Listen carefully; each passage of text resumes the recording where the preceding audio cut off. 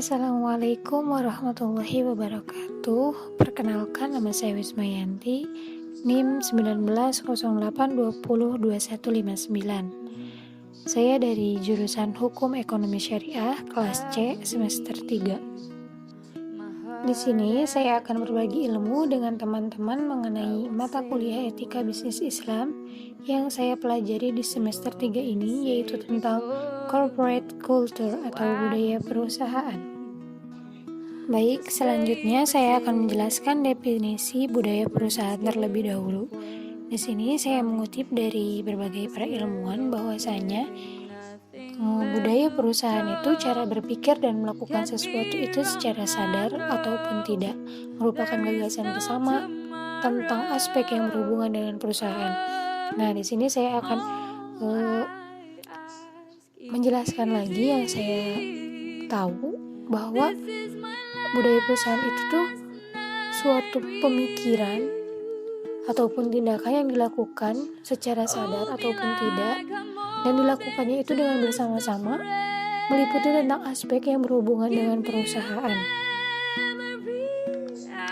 Nah, adapun yang perlu kita ketahui, budaya itu merupakan sangat penting untuk mendorong dan meningkatkan efektivitas kerja organisasi dalam perusahaan itu dalam jangka panjang ataupun pendek.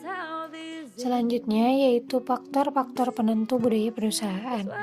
Faktor-faktor penentu budaya perusahaan itu ada 4. Yang pertama komunikasi, yang kedua motivasi, yang ketiga karakteristik organisasi, yang keempat gaya manajemen. Nah, yang pertama itu komunikasi. Dengan adanya komunikasi yang efektif dalam suatu perusahaan, otomatis akan mendapatkan dampak yang positif. Yang kedua, itu motivasi. Dengan adanya motivasi dari manajemen, pemimpin terhadap karyawannya akan membentuk budaya tersendiri dalam budaya perusahaan tersebut. Nah, yang ketiga itu karakteristik organisasi, di mana karakteristik organisasi juga mempengaruhi budaya perusahaan, yaitu seperti ukuran kompleksitas organisasi akan menentukan tingkat spesialis dan hubungan personal yang selanjutnya mempengaruhi tingkat otoritas pengambilan keputusan, kebebasan tanggung jawab, dan proses komunikasi yang terjadi. Selanjutnya yang keempat yaitu gaya manajemen. Gaya manajemen ini yang berkaitan dengan kepemimpinan. Gaya manajemen juga mempengaruhi budaya perusahaan. Dalam hal ini, bagaimana proses perencanaan, perorganisasian, kegiatan memimpin, serta pengendalian yang berlaku di perusahaan tersebut. Selanjutnya yaitu manfaat budaya perusahaan. Yang pertama, sebagai identitas dan tali pengikat anggota masyarakat di dalam perusahaan. Yang kedua, budaya menjadi sumber kekuatan yang mengatur atau mengontrol dan menggerakkan aktivitas. Nilai-nilai budaya dalam perusahaan menjadi kian kuat ketika anggota perusahaan menjalankannya. Yang ketiga, sebagai jati diri, budaya dapat berperan sebagai pengendali perilaku anggotanya dan menjadi referensi perilaku apa yang diharapkan dari anggota organisasi.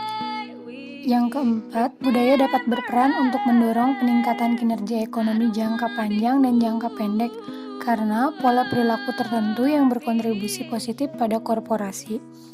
Yang kelima, budaya adalah penentu arah organisasi, memberi panduan mana yang boleh dan mana yang tidak boleh, bagaimana interaksi berjalan, dan memberi arah bagi sistem sosial dalam organisasi. Adapun hubungan etika dengan budaya perusahaan, yaitu di mana peran etika berpengaruh karena etika dengan budaya tidak dapat dipisahkan. Etika akan melahirkan sebuah budaya, dan budaya nantinya akan menciptakan hukum atau sebuah aturan.